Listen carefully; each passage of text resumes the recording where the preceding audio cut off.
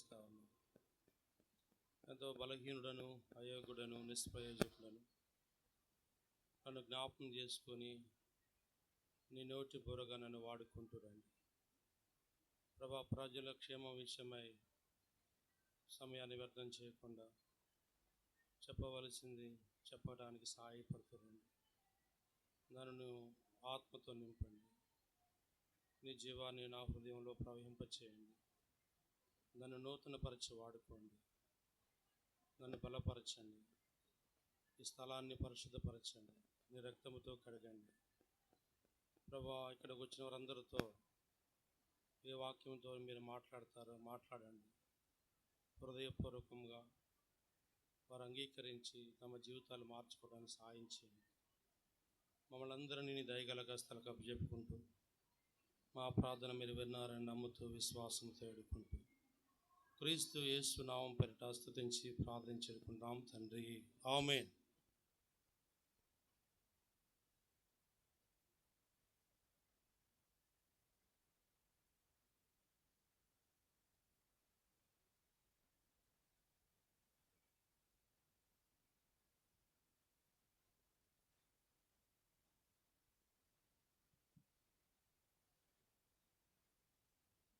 అందరికీ praise the lord. అంతా బాగున్నారా? అంతా బాగున్నారా?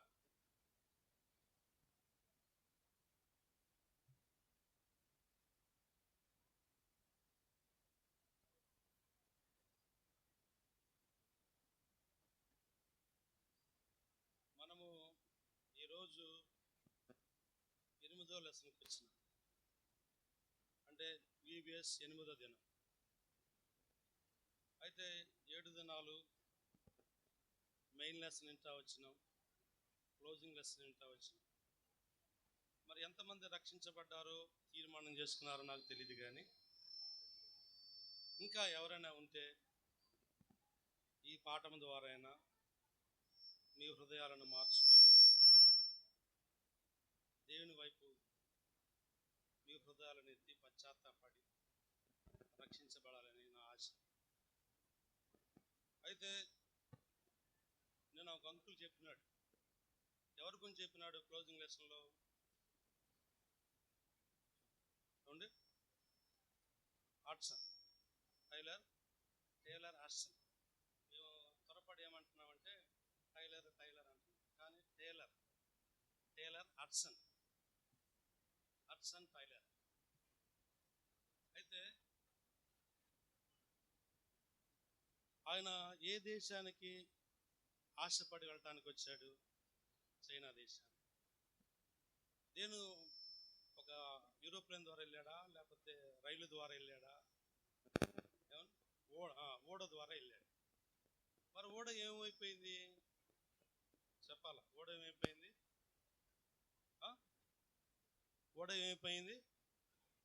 ఓడ బ్రద్దలైపోయింది. సరే, ఓడ బ్రద్దలవటానికి కారణం ఏంటంటే ఆ సముద్రంలో ఐస్ గడ్డలు లాంటివి ఉన్నాయి. ఆ సముద్రంలో ఐస్ గడ్డలు లాంటి కొండలు ఉన్నాయి. ఆ కొండలకు ఆ ఓడ ఢీకొనబోతుంది. ఇంకా కొంతసేపట్లో ఓడ బ్రద్దలయ్యే పరిస్థితి ఏర్పడతా వచ్చింది. అయితే హడ్సన్ వచ్చినాడు. ఎవరి దగ్గరికి అంటే నావికుడి దగ్గరికి వచ్చాడు. అయ్యా, మరి నేను చేయవలసిన అన్ని ఓడ నాయకుడు అంటున్నాడు, నేను చేయవలసిన ప్రయత్నాలన్నీ చేస్తున్నాను, ఇంకా నేను చేయగలిగినది ఏమీ లేదు అని చెప్పినాడు ఓడ నాయకుడు. హడ్సన్ ఓడ నాయకుడి దగ్గరికి వెళ్ళి ఏమన్నాడంటే, మేము దేవుని యందు విశ్వాసం ఉంచే 4 యవనస్తులు ఉన్నాము. మా గదుల్లోకి వెళ్ళి మేము గాలిని పంపించమని ప్రార్థన చేస్తాము అని చెప్పినాడు. ఎవరు చెప్పినాడు ఈ మాట? Hudson tailor. అయితే ఆ ఓడ నాయకుడు సరే అని చెప్పినాడు. వెళ్ళి వారి గదుల్లోకి వెళ్ళి ప్రార్థన చేస్తూ ఉన్నాడు. విశ్వాసంతో నలుగురు ప్రార్థన చేస్తూ ఉన్నారు. హడ్సన్ టైలర్ కూడా ప్రార్థన చేసినాడు. టైలర్ ప్రార్థన చేసి పై అధికారి దగ్గర ఓడ పై అధికారి దగ్గరికి వెళ్ళినాడు. ఓడ పై అధికారి దగ్గరికి వెళ్ళినాడు. అయ్యా, మేము ప్రార్థన చేసినాం, అయితే నువ్వు తెరను ఏం చేయాలా, చాపండి, మీరేం చేయాలా, తెరను చాపండి, గాలి రప్పించబడుతుంది అని చెప్పినాడు. అయితే ఏం చేశాడు అధికారి ఏం చేశాడంటే ఆ తెరను చాపాడు. తెరను చాపిన తర్వాత గాలి రావటం ప్రారంభిస్తూ వచ్చింది. ఎప్పుడైతే ఈ అధికారి తెరను చాపాడో గాలి రావటం ప్రారంభిస్తూ వచ్చింది. తర్వాత ఆ నలుగురు యవనస్తులు ఏం చేశారంటే, వారు దేవుని మందు విశ్వాసం ఉంచినారు కాబట్టి, ప్రార్థన చేసినారు కాబట్టి ఆ ప్రార్థనకు ప్రతిఫలం వచ్చింది. ఎవరు ప్రార్థన చేశారు? హడ్సన్ అను ఇంకొక ముగ్గురు వ్యక్తులు, ఓడ నాయకుడు కూడా ఉన్నాడు. వీళ్ళంతా ప్రార్థన చేసిన తర్వాత ప్రతిఫలం వచ్చింది. వెంటనే వాళ్ళు ఏం చేశారంటే దేవుణ్ణి స్తుతిస్తూ వచ్చారు. చాలామంది మనం ప్రార్థన చేస్తాం కానీ దేవుణ్ణి మటుకి ఆరాధించాం. వీళ్ళు ఏం చేశారు? ప్రార్థన చేసినారు, ప్రతిఫలం వచ్చింది, వెంటనే దేవుణ్ణి స్తుతిస్తూ వచ్చారు. కానీ దేవుని వాక్యం ఏం చెప్తా ఉందంటే దేవుణ్ణి స్తుతించడం మంచిది అని చెప్తా ఉంది. మన జీవితాల్లో దేవుణ్ణి ఆరాధించడం చాలా మంచిది. ప్రార్థన ప్రతిఫలం వచ్చినప్పుడు దేవుణ్ణి ఆరాధించాలా. దేవుని వాక్యంలో ఇలాగ రాయబడతా ఉంది, మీరు కృతజ్ఞాస్తుతులు చెల్లించుడి, ఇలాగూ చేయుట యేసుక్రీస్తునందు మీ విషయంలో దేవుని యొక్క చిత్తం. దేవుని యొక్క చిత్తం ఏంటంటే దేవుణ్ణి ఆరాధించటం.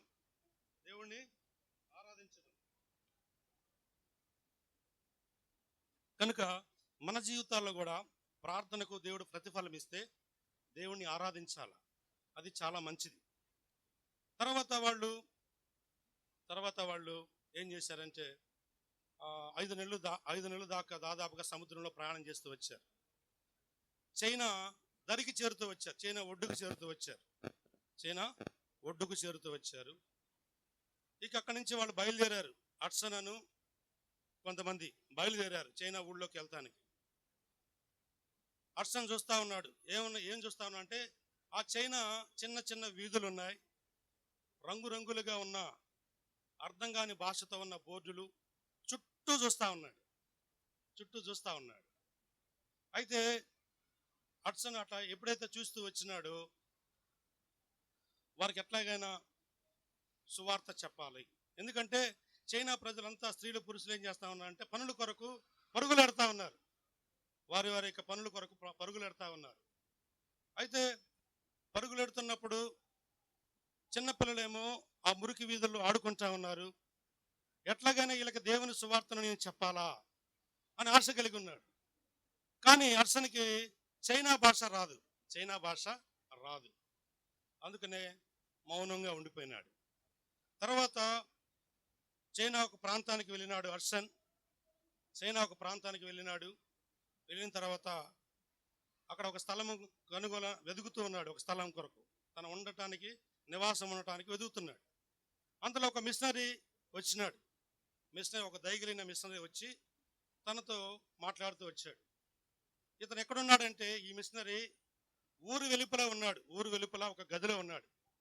ఈ హడ్సన్ కూడా ఆ గదిలో ఉండడానికి కొరక ఇష్టపడుతూ వచ్చాడు. తర్వాత ఈ హడ్సన్ మరి చైనా భాష రాదు కదా, నేర్చుకోవాలి కదా. నేర్చుకోవడానికి ఒక టీచర్ దగ్గర జాయిన్ అవుతూ వచ్చాడు. ఆ చైనా ఎట్లా ఉండదంటే చల్లని ప్రదేశం, అది కూలింగ్ ప్రదేశం.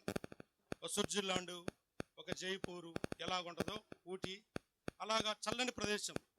ఆ చల్లని ప్రదేశంలో ఈ హడ్సన్ నుండి చైనా భాష నేర్చుకోవడానికి ఇష్టపడుతూ వచ్చాడు. ఎంతో ఆ చలి పడదు ఎవరికి, హడ్సన్కి. అయినా చైనా భాష నేర్చుకోవడానికి క్రయం చెల్లిస్తూ వచ్చాడు. తర్వాత అక్కడున్న చిహ్నాలు, బొమ్మలు, ఇవన్నీ అక్కడున్న రాతలు ఎట్లా ఉన్నాయంటే హడ్సన్కి అది చూడటానికి కళ్ళు అలసిపోయాయంట. ఇది చైనా చిహ్నాలు, బొమ్మలు, ఆ రాతలు చూసి చూసి చదవాలంటే ఆ కళ్ళు అలసిపోయాయంట. తర్వాత అక్కడ ఆ యొక్క అచ్చులు పలకటం, అంటే అచ్చులు అల్లులు అంటారు చూడండి, అంటే ఆ భాష చాలా ఇబ్బందికరంగా ఉంది. దాన్ని పలకటానికి కూడా కష్టంగా ఉంది. ఎవరికి? ఎడ్సన్ టైలర్కి. తలనొప్పి కూడా వచ్చేదంట, కళ్ళు అలసిపోయాయంట. చాలా ఆ రైటింగ్ చూడటానికి ఎంతో ఇబ్బందికరంగా ఉందంట. ఎందుకంటే చైనా వాళ్ళ గుర్తులు ఎలా ఉంటాయి, ఎంత కష్టమయ్యి. అయినా చైనా భాష నేర్చుకోవటానికి ఎంతో ఇష్టపడుతూ వచ్చాడు, ఎంతో కష్టపడి నేర్చుకుంటూ వచ్చాడు. ఎవరు? ఎడ్సన్ టైలర్. తర్వాత ఆయన ఒక ప్రదేశానికి వెళ్ళాడు. వెళ్ళిన తర్వాత అక్కడ చిన్న చిన్న గ్రామాలకు వెళ్ళి, చిన్న చిన్న పల్లెటూరుకి వెళ్ళి దేవుని యొక్క సువార్తను ప్రకటిస్తూ వచ్చాడు. ఎవరు? ఎడ్సన్ టైలర్. తర్వాత ఒక పడవ కొన్నాడు. ఒక పడవ అద్దెకు తీసుకున్నాడు. అద్దెకు తీసుకొని ఏం చేశాడంటే, అక్కడ సముద్రంలో కొన్ని మైళ్ళు నడుస్తూ వెళ్ళిపోయినాడు. సముద్రంలో కొన్ని మైళ్ళు నడిచి అనేకులకు దేవుని యొక్క సువార్తను ప్రకటించడానికి ఇష్టపడుతూ వచ్చాడు.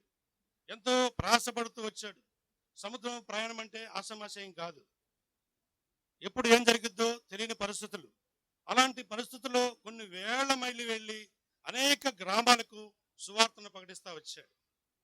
తర్వాత అక్కడ కొన్ని వేల గ్రామాలకు వెళ్ళి కొన్ని లక్షల మందికి దేవుని యొక్క సువార్తను ప్రకటిస్తూ వచ్చాడు. ఎవరు? ఎడ్సన్. అక్కడ ఎట్లా ఉన్నారంటే, ప్రజలు అన్య దేవతలను, సహాయం చేయలేని అన్య దేవతలను, విగ్రహాలను వారు పూజించినారు. అలాంటి వారుగా ఉన్నారు అక్కడ ఆ ప్రదేశంలో. దేవుడు అంటే ఎవరికి తెలియదు, నిజ దేవుడు అంటే అక్కడ ఎవ్వరికి తెలియదు. అందుకనే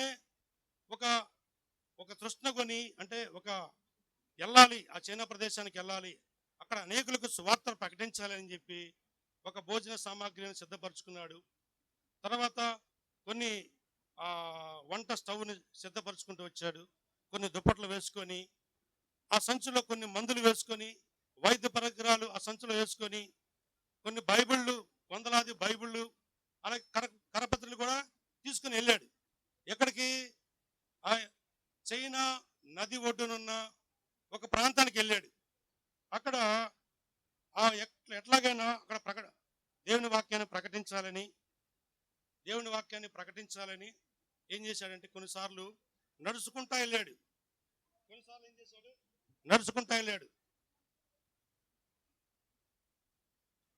కొన్నిసార్లు వృక్షాలు వెళుతూ వచ్చాడు. వృక్షాలు వెళుతూ వచ్చాడు. ఎందుకు అంటే, నిజ దేవుణ్ణి వాళ్ళు ఎరగాల. వారి కొరకు ఎంతో ప్రార్థన చేసినాడు. ఏమని? ప్రభువా, వీళ్ళంతా నిజ దేవుడైన నిన్ను ఎరగాల, వారు అనేకులు బైబిల్ చదవాలా, కరపత్రిక తీసుకుని చదివి రక్షణ తీర్మానం చేసుకోవాలని ఏం చేశాడంటే, వారి గురించి దేవుడిని బ్రతిమలాడుతూ వచ్చాడు, వేడుకుంటూ వచ్చాడు. తర్వాత అక్కడ చుట్టుపక్కల చిన్న గ్రామాల్లో ఉన్న ప్రజలు ఏం చేశారంటే, ఈయన విదేశీయుడు అని చెప్పి ఈయన ఎడ్సన్ చూడంగానే పరుగులెత్తుతూ వచ్చారు, పారిపోతూ వచ్చారు. కొంతమంది పట్టణంలో అల్లరి మొక్కలు ఉంటారు. వాళ్ళు ఏం చేశారు? ఈ ఎడ్సన్ చూసి, అతని జుట్టును, అతని వస్త్రధారణ చూసి తేరు చూస్తూ వచ్చినారు. కానీ ఎడ్సన్ ఏం చేశాడంటే, దేవుని ప్రేమను గురించి తెలియజేస్తూ వచ్చాడు. దేవుని యొక్క రాజ్యం గురించి తెలియజేస్తూ వచ్చాడు. ఎలాంటిది ఆ రాజ్యము, ఎట్లా ఉంటుంది ఆ పట్టణము అంటే, అది దేవుని యొక్క పట్టణం ఎలా ఉంటుంది అంటే, సూర్యకాంతములతో, శుద్ధమైన సువర్ణముతో ఆ పట్టణ ప్రకారం ఉంటుంది. ఎట్లా ఉంటుంది? సూర్యకాంతములతో, స్వచ్ఛమైన శుద్ధమైన శుద్ధ సువర్ణముతో ఆ ప్రకారం కట్టబడతా ఉంచింది. ఏ పట్టణం అది? ఏ పట్టణం అండి అమ్మా? ఏ పట్టణం అది? పరలోకం. ఎందుకంటే ఎడ్సన్ చెప్తున్నాడు పరలోకాన్ని గురించి, ఆ పట్టణాల గురించి వివరిస్తూ ఉన్నాడు. దాని పునాదులు ఎట్లా ఉంటాయి తెలుసా? దాని పునాదులు ఎట్లా ఉంటాయంటే, 12 రత్నములతో అలంకరించబడి ఉంటాయి. దాని పునాదులు 12 రత్నములతో అలంకరించబడి ఉంది. అది కెంపు అని, నీలమని, ఆకుపచ్చ అని, ఇలాగా వైడూర్యం అని, ఇలా ఆ యొక్క రత్నములతో అది ఆ పట్టణం అంతా అలంకరించబడింది. ఆ పట్టణం ఎలాగుంటుందంటే 12 ముత్యాల గుమ్మములు ఉన్నాయి. పరలోక రాజ్యం అంటే ఆ పట్టణం గురించి చెప్తా ఉన్నా, మీరు వినండి. పరలోక రాజ్యము ఎలా ఉంటుందంటే 12 ముత్యాల గుమ్మములు ఉన్నాయి ఆడ. అంటే శుద్ధ సువర్ణముతో, అంటే బంగారపు వీధులు, రత్నముతో అలంకరించబడిన పునాదులు, ముత్యాల గుమ్మములు. ఈ పట్టణంలో ప్రవేశించాలంటే ఎలాగుండాలో తెలుసా? మొట్టమొదటిగా నీ జీవితం ప్రభు యొక్క రక్తంలో కడుక్కోవాలా. ఈ పట్టణంలో, పరలోక పట్టణంలో నువ్వు ప్రవేశించాలంటే నీవు రక్షించబడి ఉండాలా. పరలోక పట్టణంలో ప్రవేశించాలంటే నీ జీవితం పరిశుద్ధంగా, పవిత్రంగా నువ్వు ఉంటేనే మాత్రమే ఆ పరలోకాన్ని పట్టణానికి వారసురాలు అవుతావు. లేకపోతే ఆ పట్టణంలో నువ్వు ప్రవేశించలేవు. అయితే దేవుని ప్రేమను గురించి కూడా చెప్తా ఉన్నాడు. ఏమిటి దేవుని ప్రేమ, ఏంటి దేవుని ప్రేమ అని చెప్తా ఉన్నాడు. అంటే ఎలాంటి ప్రేమ అంటే, ఆయన ధనవంతుడే ఉండి దరిద్రునిగా ఈ లోకానికి రావటమే దేవుని ప్రేమ. ధనవంతుడే ఉండి దరిద్రునిగా ఈ లోకానికి రావటమే ఆయన ప్రేమ. మానవునిగా తగ్గించుకోవడమే ఆయన ప్రేమ. మానవునిగా, రిక్తునిగా, దాసుని స్వరూపం ధరించడమే ఆయన ప్రేమ. ఆయన మన కొరకు అబ్రాహాము సంతానం ధరించుకోవటమే ఆయన ప్రేమ. మన కొరకు ఆ కలవరి శిలువలో ప్రాణం పెట్టడమే ఆయన ప్రేమ. ఇట్లాగా హడ్సన్ ఆయన ప్రేమను గురించి వివరిస్తా ఉన్నాడు. అలాగే అతను క్షమించే గుణము నుంచి, క్షమాపణ ఇచ్చే గుణం గురించి కూడా దేవుని వాక్యాన్ని చెప్తా ఉన్నాడు. క్షమాపణ గుణం అయింది. ఎలాంటి గుణం అంట? క్షమించే గుణం అయింది. మన ప్రభు ఎలాంటి వాడు? క్షమించే మనస్తత్వం కలిగిన వాడు. ఈ లోకంలో ఉమ్ము వేస్తే ఎవరైనా క్షమిస్తారా? క్షమించరు. మన ప్రభు ఉమ్ము వేస్తే క్షమించాడు. పరలోకానికి వెళ్తున్న ఆ యెరూషలేము నుండి ఆ గోల్గొతా కొండ వరకు వెళుతున్నప్పుడు మన ప్రభు ఏం చేశాడంటే, అనేకులు అపవాసించారు కానీ క్షమించాడు. అనేకులు ఆయనను కొరడాలతో కొట్టారు అయినా క్షమించాడు. అనేకులు దూషించారు అయినా క్షమించాడు. ఎందుకు అంటే క్షమా గుణం కలిగిన వాడు మన ప్రభు. ఈ లోకంలో ఎవరు మనల్ని క్షమించరు. కారణం ఏంటి? ఒకవేళ ఒకసారి క్షమిస్తారో రెండోసారి మటుకి వాళ్ళు క్షమించలేరు. హడ్సన్ దేవుని యొక్క ప్రేమ గురించి, దేవుని యొక్క పట్టణం గురించి, దేవుడు క్షమించే గుణం గురించి ఇట్లా చెప్తా ఉన్నాడు అందరికీ. వెంటనే అక్కడున్న అల్లరి ముక్కలు ఏమైపోయినారు? ఆ కరపత్రికలు తీసుకొని వంగి నమస్కారం చేస్తూ సంతోషంగా వెళ్ళిపోతూ వచ్చారు. కానీ ఒక రోజు వచ్చింది, జోరు వంటి వర్షం పడతా ఉంది. ఆ వర్షం టైంలో హడ్సన్ ఏం చేశాడంటే ఒక మిశ్రాన్ని తీసుకొని లాంగ్చో అనే పట్టణానికి వెళ్ళాడు. లాంగ్చో అనే పట్టణానికి వెళ్ళాడు. వెళ్తా ఉన్నాడు రిక్షాలో. అక్కడంతా బురద. అయితే రిక్షాలో వెళ్తా ఉన్నాడు. రిక్షాలో వెళ్తున్నప్పుడు కొంత దూరంలో లాంగ్చో పట్టణం రాబోతా ఉంది. ఒక మనుషుడు, దయగలిగిన మనుషుడు అన్నాడు. ఏమన్నాడంటే, అయ్యా, ఆ పట్టణం క్రూరమైనది. అక్కడున్న సైనికులు వారు కఠినమైన వారు. మిమ్మల్ని జైల్లో పెట్టి వాళ్ళు చంపేస్తారు. కనుక ఆ పట్టణానికి మీరు వెళ్ళవద్దు అని ఒక దయగలిగిన మనుషుడు చెప్తూ వచ్చాడు. అయితే ఈ యొక్క హడ్సన్ తీర్మానం ఏంటి? చైనా దేశానికి వెళ్ళి సువార్తను ప్రకటించాలి కనుక హడ్సన్ తీర్మానం ఏం చేశాడంటే, తీర్మానం కలిగి ఉన్నాడు. వారు ఎలాంటి వారైనా మనం వెళ్ళి దేవుని సువార్తను ప్రకటించాలి. వారు క్రూరులు కావచ్చు, కఠినులు కావచ్చు, మనం వెళ్ళి ఏం చేయాలా? దేవుని ప్రేమను తెలియజేయాలా. వారు ఎలాగున్నారు? చెడుతనంలో ఉన్నారు. ఈ చెడుతనంలో నుంచి వారిని విడిపించాలా. వారి నిజ దేవుడి గురించి మనం తెలియజేయాలా. దేవుని యొక్క ప్రేమను వారికి పంచాలా. ఆయనే లోక రక్షకుడని వారికి తెలియజేయాలని హడ్సన్ ఏం చేశాడంటే ఆ లాంగ్చో పట్టణానికి వెళ్తా వచ్చినాడు. తర్వాత ఆ లాంగ్చో పట్టణంకి వృక్షాల దిగాడు. దిగిన తర్వాత అక్కడున్న ఒక త్రాగుబోతు, ఒక కఠినమైన సైనికుడు వచ్చాడు. వచ్చి హడ్సన్ గట్టిగా పట్టుకున్నారు. వెంటనే అల్లరి ముక్కలు వచ్చారు. వచ్చి ఏం చేశారంటే కొడతా ఉన్నారు, కొట్టినారు, గాయపరిచినారు. ఎవరిని? హడ్సన్ ఇంకొక మిషనరీని కొట్టారు, గాయపరిచినారు. కొందరు అంటారు వారిని చంపేయండి అంటా వచ్చినారు. కొందరేమో లేదు వాళ్ళ మన నాయకుడి దగ్గరికి తీసుకొని పోదాం అంటూ వచ్చినారు. అయితే వారు ఏం చేశారంటే ఈడ్చుకుంటూ, ఆ బురదలోనే ఈడ్చుకుంటూ వాళ్ళ నాయకుడి దగ్గరికి తీసుకెళ్తా ఉన్నారు. మార్గ మధ్యలో వాళ్ళిద్దరూ అలసిపోయినారు. ఒక గోడ కానుకొని అలసిపోయిన దేహాలతో ఆ కొట్టినోళ్ళకి చెప్తా ఉన్నారు, మీరు యేసు ప్రభుని నమ్మండి, ఆయన ప్రేమను తెలుసుకోండి, ఆయన ఎలాంటి వాడో తెలుసుకోండి అని వారు కొట్టినప్పటికీ దేవుని ప్రేమను గురించి వారికి తెలియజేస్తూ వచ్చారు. అయితే ఆ నాయకుడి దగ్గరికి తీసుకెళ్లారు. ఆ నాయకుడు నారవస్త్రం ధరించాడు, వజ్రము టోపీ ధరించాడు. వజ్రం లాంటి టోపీ అంటే వజ్రంతో ఉన్న టోపీని కూడా ధరించాడు. ఏమిటి సంగతి అడిగినప్పుడు వాళ్ళు చెప్పినారు, అయ్యా యేసు ప్రభుని గురించి చెప్తా ఉన్నాం. ఈ పట్టణంలో ఎంతోమంది క్రూరులు ఉన్నారు, కఠినాత్ములు ఉన్నారు. ఇలాంటి వారి కొరకే యేసుక్రీస్తు ప్రభు ఈ లోకానికి వచ్చినాడు. ఇలాంటి వారి కొరకే ఆయన తన రక్తాన్ని చిందించినాడు. ఇలాంటి వారి కొరకే తన ప్రాణాన్ని ఇష్టపూర్వకంగా పెట్టినాడు అని ఈ మాటలు చెప్తూ నాయకుడు చెప్తా వచ్చినారు వాళ్ళు. వెంటనే నాయకుడు ఏం చేశాడంటే ఒక క్రొత్త నిబంధన బైబిల్ తీసుకొని స్వీకరించాడు వాళ్ళ దగ్గర నుంచి. ఇక అనుమతి ఇచ్చాడు, ఎక్కడికి, ఈ లాంగ్చో పట్టణం అంతా మీరు తిరగండి అని అనుమతి ఇచ్చాడు. సైనికులకి వాళ్ళకి ఎలాంటి అపాయం కలగకుండా సైనికులను కూడా వారి వెంటను పంపించినాడు. ఇక తర్వాత వాళ్ళు వెళ్ళినారు. ఎంతో కష్టపడి వారు అలసినారు, గాయపరచబడ్డారు, బురదలో ఈడ్చుకున్నారు. అలసిన దేహాలతో సొమ్మసిల్లిపోయిన ఆ పట్టణం, లాంగ్చో పట్టణం అంతా సువార్తను ప్రకటిస్తూ వచ్చినారు. తర్వాత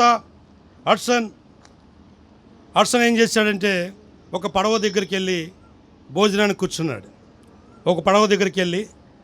తినడానికి కూర్చున్నాడు. చైనా సహాయకుడు వచ్చాడు. ఏమని అన్నాడు అంటే, నువ్వు మాలాగా అంటే చోప్ స్టిక్స్తో భోజనం చేస్తా ఉన్నాడు. ఎవరు? ఈ హడ్సన్ చోప్ స్టిక్స్తో భోజనం చేస్తాను అంటే చోప్ స్టిక్స్ అంటే చైనాలో అది చెంచాల్లాగా ఉంటాయంట, వాటితో మాత్రమే వాళ్ళు తింటారంట.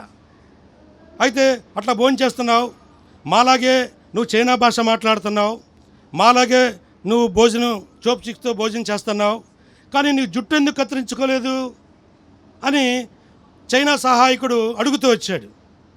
ఆశ్చర్యపోయినాడు. అవును కదా, ఎందుకు జుట్టు కత్తిరించుకోలేదు? నేను కూడా చైనా జాతీయుడిలాగుంటే అనేకులకు దగ్గరగా ఉండి వాళ్ళకి సువార్త ప్రకటించవచ్చు కదా, అనేకులను ప్రభు వైపు నడిపించవచ్చు కదా అని వెళ్ళినాడు. వెళ్ళి చైనాలాగా జుట్టు కటింగ్ చేయించుకున్నాడు, జుట్టు కత్తిరించుకున్నాడు, చైనా లాంటి బట్టలు వేసుకున్నాడు, చైనా లాంటి షూస్ వేసుకున్నాడు. అంటే షూస్ ఎంతో కంఫర్ట్గా లేవు, బట్టల మడికి కంఫర్ట్గా ఉన్నాయి, కానీ షూస్ కొంచెం ఇబ్బందికరంగా ఉన్నాయి. అయినా ఏం చేశాడంటే అక్కడికి వెళ్ళి దేవుని యొక్క సువార్తను ప్రకటిస్తూ వచ్చినాడు. ఎందుకు? వాళ్ళతో మమేకం అయిపోయినాడు. ఇక ఒక స్నేహితుల్లాగో, ఒక అన్నదమ్ముళ్లాగో అక్కడ వాళ్ళతో దేవుని యొక్క ప్రేమను గురించి తెలియజేస్తూ వచ్చారు. విన్నవారంతా ఏం చేశారంటే తమ ఇళ్లకు ఆహ్వానిస్తూ వచ్చారు. ఎవరిని ఆహ్వానిస్తూ వచ్చారు? హడ్సన్ని తమ ఇళ్లకు ఆహ్వానిస్తూ వచ్చారు. తర్వాత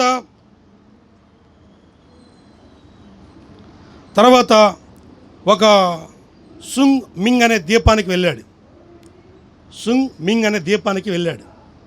అక్కడ కూడా దేవుని యొక్క సువార్తను ప్రకటిస్తూ వచ్చినాడు.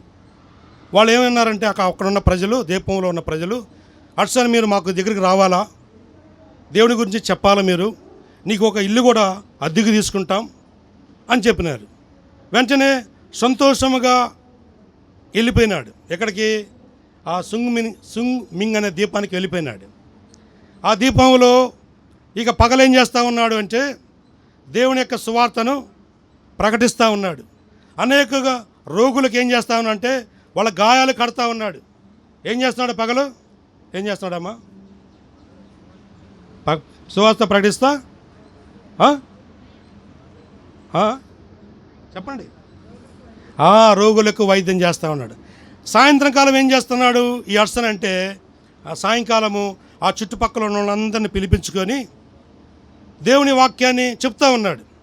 సాయంత్రం అందరినీ, అనేక చుట్టుపక్కల గ్రామాల్లో ఉన్న ప్రజలందరినీ పిలిపించుకొని దేవుని వాక్యం చెప్తా ఉన్నాడు.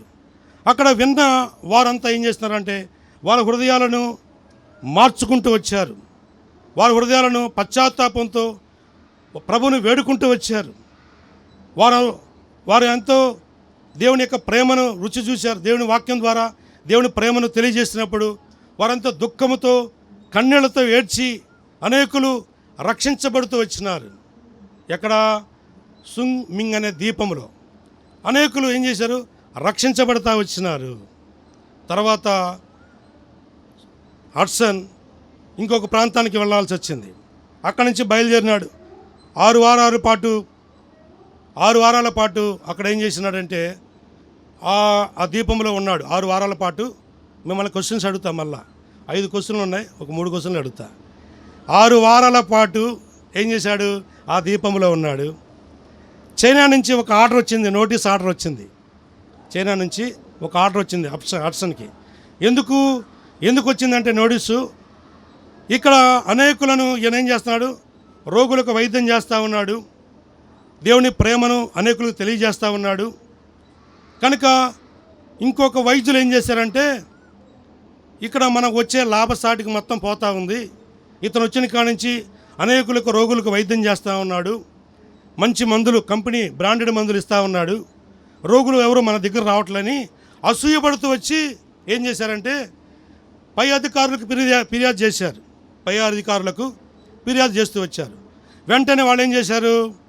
ఆ అధికారులు హడ్సన్ని ఆ ద్వీపం నుంచి వెళ్ళిపోమ్మంటూ వచ్చారు.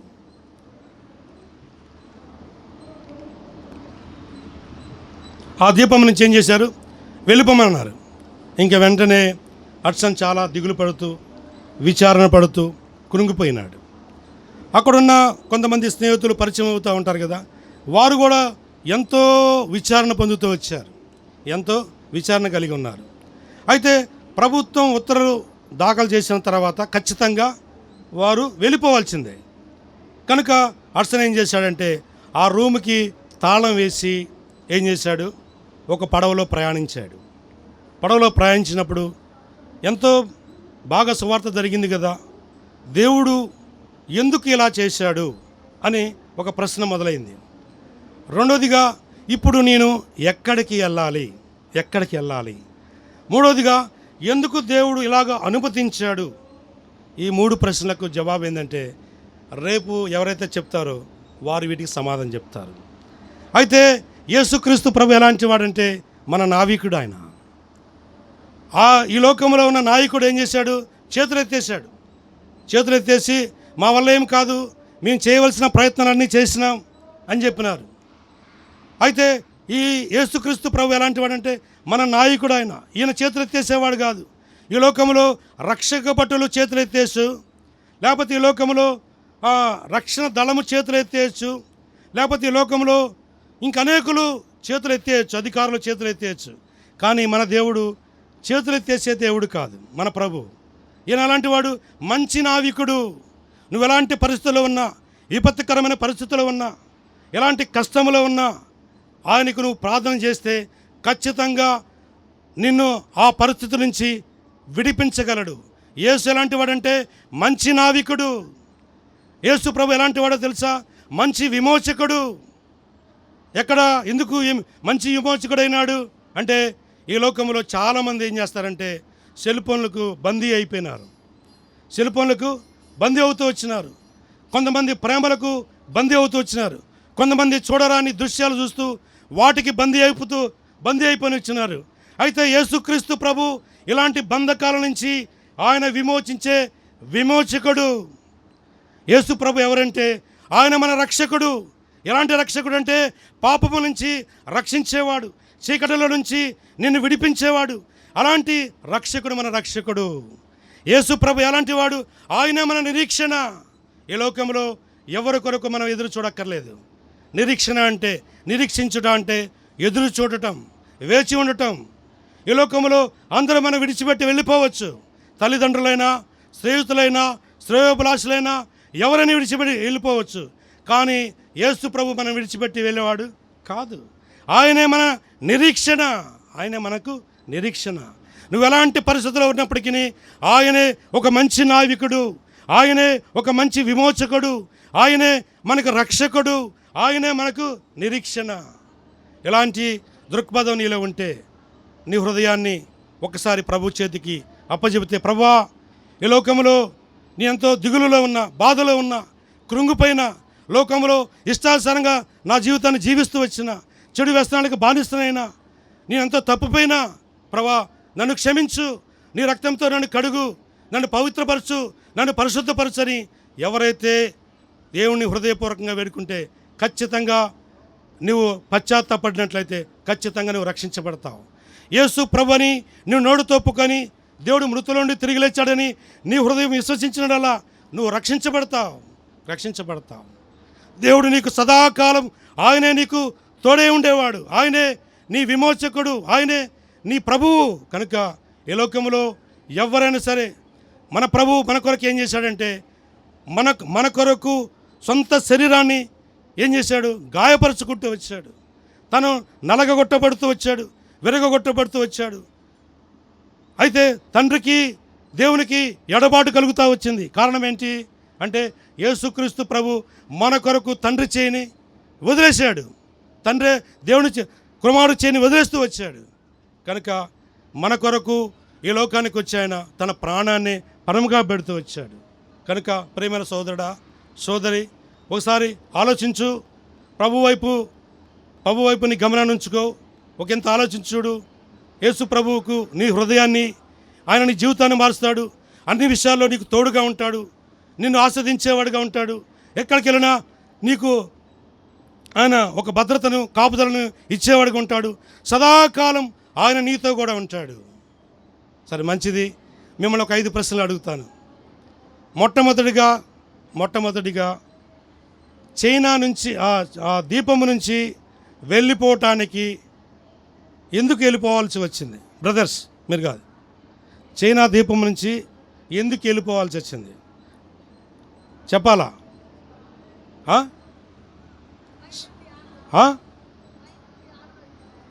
పైనుండి ఆర్డర్ వచ్చింది.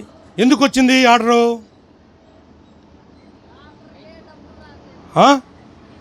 వైద్యులు అసూయ పడ్డారు, అందుకనే చైనా నుంచి వెళ్ళిపోవాల్సి వచ్చింది.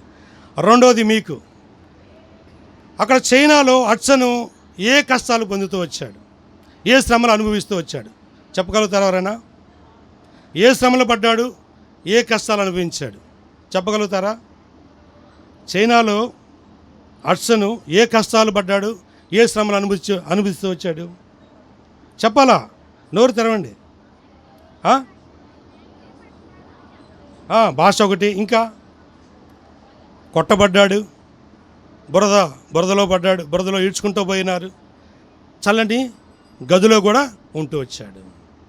తర్వాత హడ్సన్ ఆయన వస్తువులుగా, ఆయన బట్టలు కానీ, ఆయన జుట్టు కానీ, ఆయన షూస్ కానీ వేసుకున్నాడు.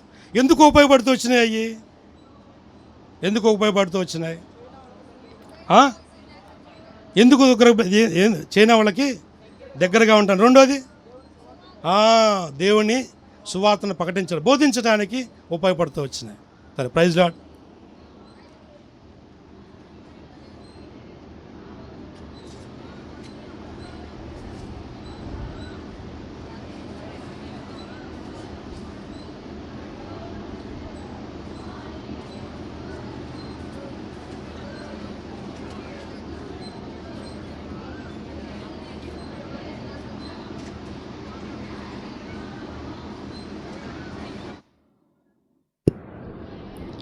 మోకరించండి, ప్రార్థన. మోకరించండి, కళ్ళు మూసుకోండి.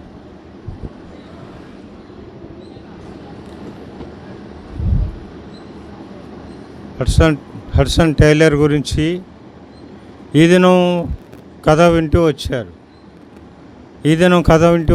ఇప్పుడు వేయబడిన ప్రశ్నలకు సమాధానాలు చెప్పారు. మరి మీ జీవితం ఎలాగ ఉండవాలని తీర్మానం చేసుకుంటున్నారు. తానుకు ఎన్నో శ్రమలు, ఎన్నో పరిస్థితులు సంభవిస్తూ వచ్చినాయి, వెంటాడుతూ వచ్చినాయి.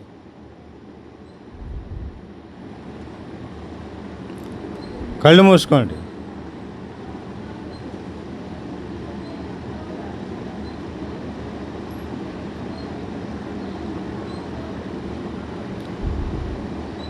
ఇక్కడికి దేవుని ఇంటిలోనికి, దేవుని మందిరంలోనికి దేని కొరకు వచ్చారంటే దేవుని క్రమం, దైవిక క్రమం, బైబిల్ క్రమం నేర్చుకోవటానికి వచ్చారు.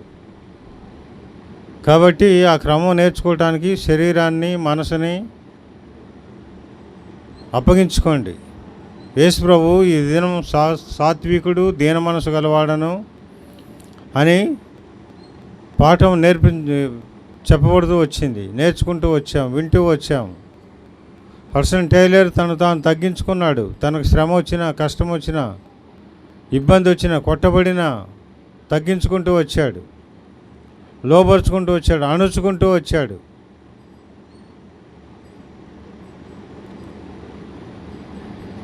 మీరు దేని నిమిత్తం దేవుని మందిరంలోనికి వచ్చారో కొంచెం ఆలోచన చేయండి. బాయ్స్ అల్లరి ఎక్కువ అవుతుంది.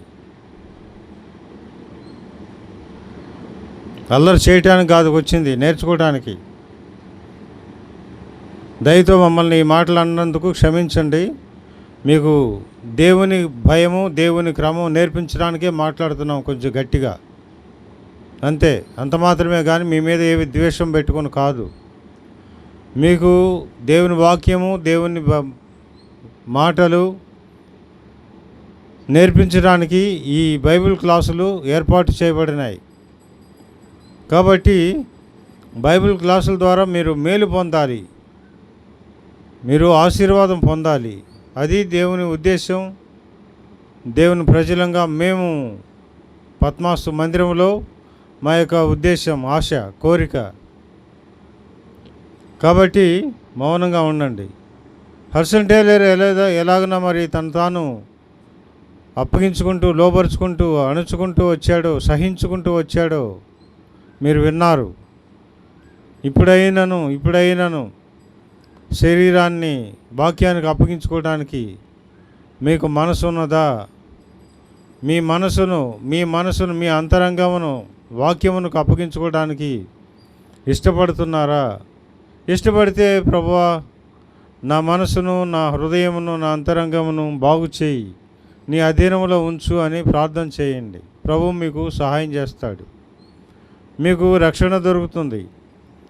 హడ్సన్ టైలర్ అనేకులకు, రోగులైన వారికి వైద్యం చేస్తూ సువార్త ప్రకటిస్తూ వచ్చాడు. ఆ సువార్త మీకు ప్రకటించబడుతుంది. వారిని క్షమించండి, వారిని మీ బిడ్డలుగా ఎవరు వాక్యానికి లోపరుచుకున్నారో హడ్సన్ టైలర్ వలె మీ జీవితాన్ని, మీ మనసులను అప్పగించుకున్నారో మేము కూడా మీకు సహాయంగా ప్రార్థన చేస్తాం. ఇప్పుడైనాను ఎవరైనా అలాగ తీర్మానం చేసుకుని మీరు దేవుని సన్నిధిలో అడిగితే, ప్రార్థన చేసుకుంటే, మనసులో ప్రార్థన చేసుకుంటే మీరు చేయి చూపించండి, మీ కొరకు మేము ప్రార్థన చేస్తాం.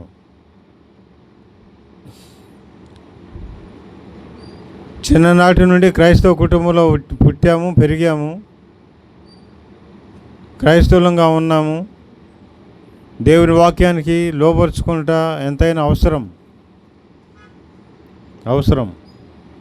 ఎవరైనా ఉంటే మీ చేయి చూపించండి, మీ కొరకు మేము ప్రార్థన చేస్తాము.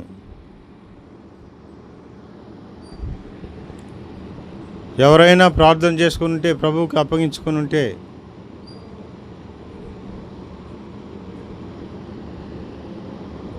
కూర్చోలేకపోతున్నారు, కళ్ళు మూసుకొని ఉండలేకపోతున్నారు, మోకరించలేకపోతున్నారు.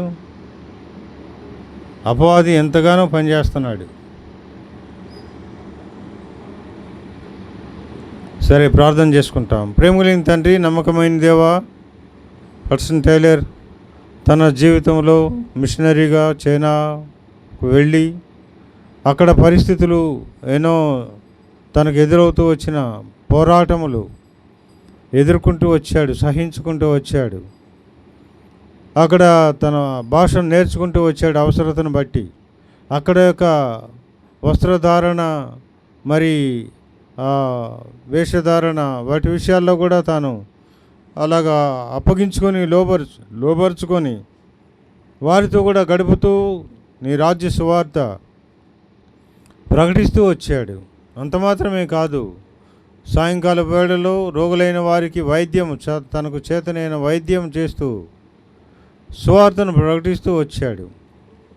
ప్రేమగల తండ్రి, నమ్మకమైన దేవా, ఈ పిల్లలు యవన బిడ్డలు నీ వాక్యములు ఆయా కథల రూపంలో, ఆయా జీవిత చరిత్రల రూపంలో వింటూ వస్తున్నారు. ఆత్మ ఫలమును గురించి నేర్పించబడుతూ వచ్చారు. ఈ దినం 8వ దినము ప్రభువా తండ్రి, ఆత్మ ఫలమును గురించి ప్రభువా తండ్రి నేర్చుకుంటూ వచ్చారు. ప్రభువా తండ్రి, సాత్వికము అనే దీన మనసు అనే మనసు ఫలమును గురించి వారి హృదయాలు, జీవితాలు ఇంటికి వెళుతున్నప్పటికీ, మార్గంలో ఉన్నప్పటికీ, ఇంటికి వెళ్ళినప్పటికీ, వారు భోజనం చేస్తున్నా, వారు ఆడుకుంటున్నా, వారు సమయం వేరుగా గడుపుతున్నా, నీ వాక్యము లేఖనము వారిని శోధించినట్లు, వారితో మాట్లాడినట్లు, వారిని సంధించినట్లు దయ చూపించుము, రక్షించుము, మా ప్రార్థన ఆలకించుము. ప్రభువా తండ్రి, చిన్న బిడ్డల నా ఎదుగు రానీయుడి, ఇలాంటి వారిది పరలోక రాజ్యం అని సెలవిచ్చిన దేవానికి స్తోత్రాలు. బిడ్డలను గ్రామం చేసుకొని ప్రభు మీ సన్నిధికి అప్పగించుకుంటున్నాం, నీ చేతికి అప్పగించుకుంటున్నాం, రక్త ప్రోక్షణకు అప్పగించుకుంటున్నాం. మారు మనసు దయచేయండి, రక్షించుము, కృప దయచేయండి. మరలా రేపు ఉదయకాలం రావాల్సి ఉంది. కంఠత వాక్యాలు నేర్చుకొని రావడానికి అనుకూలపరచండి. ఆశ కలిగిన వారిని తృప్తిపరిచి వారిని నేర్చుకొని రావడానికి సహాయం చేయండి, కృప దయచేయండి, కనికరించు. వందనములు చెల్లించుకుంటూ మంచి వాతావరణం ఇచ్చినందుకై మీ స్తోత్రాలు చెల్లించుకుంటూ యేసుక్రీస్తు ప్రభు పరిశుద్ధ నామపేట ప్రార్థించి వేడుకుంటున్నాము తండ్రి, ఆమెన్.